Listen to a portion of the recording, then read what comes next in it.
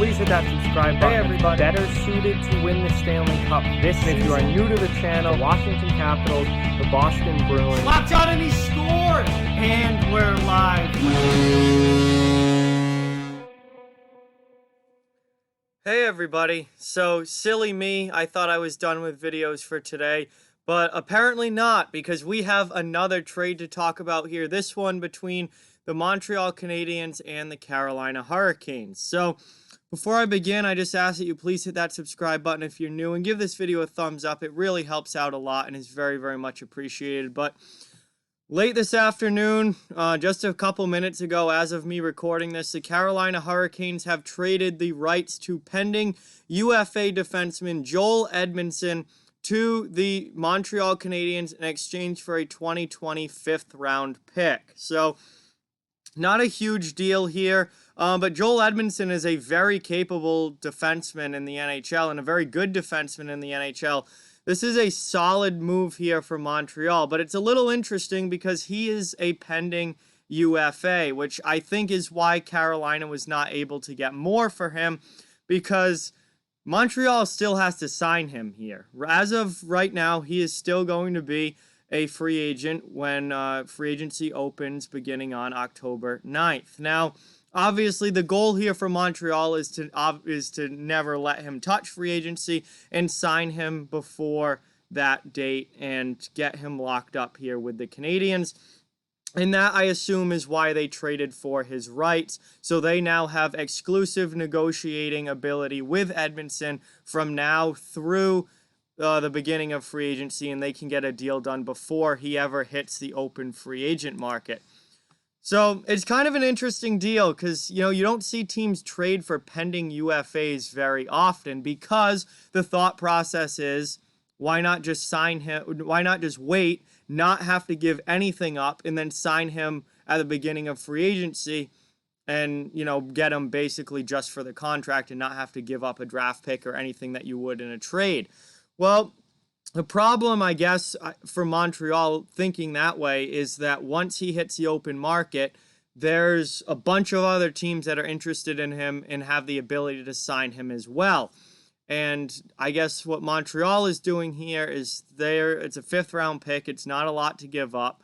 They'd rather get exclusive negotiating rights for Edmundson, because now it would be considered a re-sign, and they can sign him before he hits open free agency. They don't have to compete with all those other teams, and they can get him locked up and signed as a full member of the Canadiens before he ever hits the open market. The problem with that is, what if Edmundson doesn't sign? Now, Edmundson is an unrestricted free agent as soon as it opens on October 9th. What if they've traded for his rights. He's now a member of the Montreal Canadiens, but he could still say, you know what, I'm not signing anything before free agency comes. I want to see what I would get on the open market. And what if he decides to still hit free agency, go to the open market on October 9th, and then ends up not signing with the Montreal Canadiens? In that case, they would have just given up a fifth-round draft pick for absolutely nothing. So that's the risk you take if you're Marc Bergevin and the Canadiens here, is that Edmundson could say, you know what, I still want to hit free agency. I don't want to sign anything before then, and I want to see what I get on the open market. And that's the risk for the Canadiens here. Now, a fifth-round pick really isn't a whole lot to give up. The chances of a fifth-round pick ever even be playing in the NHL is extremely slim. So they're probably not hurting themselves here making this trade. And if anything, they are helping themselves if they get Joel Edmundson locked up to a 4 or 5 year deal and make him become a staple on that Canadiens defense, because Joel Edmundson is a very, very good defenseman.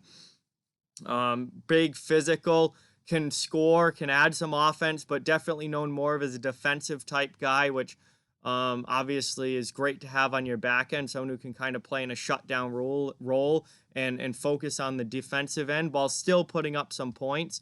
And honestly, I could see Joel Edmundson being a very good partner for Jeff Petrie. That's just thinking of him in Montreal. I think we saw how great Ben Chiarot and Shea Weber can play together as a defense pair in the playoffs this year. Now I think you put Edmundson next to Jeff Petrie, and I think your top 4D and Montreal is significantly improved from where it was at last year. I could envision Edmundson as being a fantastic D partner for Jeff Petrie on that second pair. That's just what I'm thinking right now as this move is being made. And for Carolina, I think they're willing to give up Joel Edmundson because A, he's an unrestricted free agent. They probably weren't going to be re-signing him anyway. And B, they are absolutely stacked already on the back end. Dougie Hamilton, Jacob Slavin, Brett Pesce, Sammy Vatanen, Brady Shea, Hayden Fleury, Trevor Van Riemsdyk. They are just absolutely loaded on the back end. They really don't have room on the roster for Joel Edmundson. So with him being an unrestricted free agent, I am not surprised to see him leaving Carolina. I'm a little surprised that it was in a trade and not just teams waiting for free agency to see where he would go. But like I said, the goal here for Montreal is to sign him now before he ever hits the open market. And they are going to be in strong contract negotiations from now through free agency to try to get a deal done with Edmundson before he ever hits the open market and make sure that they lock him up as a key piece to that Canadiens defense going forward. So, interesting trade here. Edmundson's rights, because he still is a pending UFA coming up here if he doesn't decide to sign, but Edmundson's rights to the Montreal Canadiens, a 5th-round pick in return back to the Carolina Hurricanes, and it makes sense for the Hurricanes given they probably weren't going to re-sign him anyway. You might as well get something for him. It makes sense for the Canadiens because now they have exclusive negotiating rights from now through the beginning of free agency to try to get Edmundson signed, and it's a little bit of a risk for the Canadiens because there's a chance that he doesn't sign and still does hit the open market come October 9th. But they only gave up a 5th-round pick for him, which is not a whole lot. Chances of that player ever becoming an actual NHLer are very, very slim, so it's worth it in the end for Montreal. So overall, I really like this deal. I think Edmundson, if he does sign with the Canadiens, will fit in very, very nicely in that team's decor. He will significantly improve that team's decor. And again, I just, right off the bat, see him pairing with Jeff Petrie on the second pair, being the defensive shutdown guy, while Petrie is the offensive-minded guy, and that could be a really, really solid second pair for the Canadiens next year. So that's my opinion on that. With that, like, comment, share, subscribe, follow on social media. All those links are down in the description. If you'd like to further support the channel, our donation link, merch store, and Patreon are down in the description as well. Keep spreading the word about this channel. Let's keep this thing growing. Thank you very much for watching. I hope you enjoyed the video, and I'll talk to you guys soon.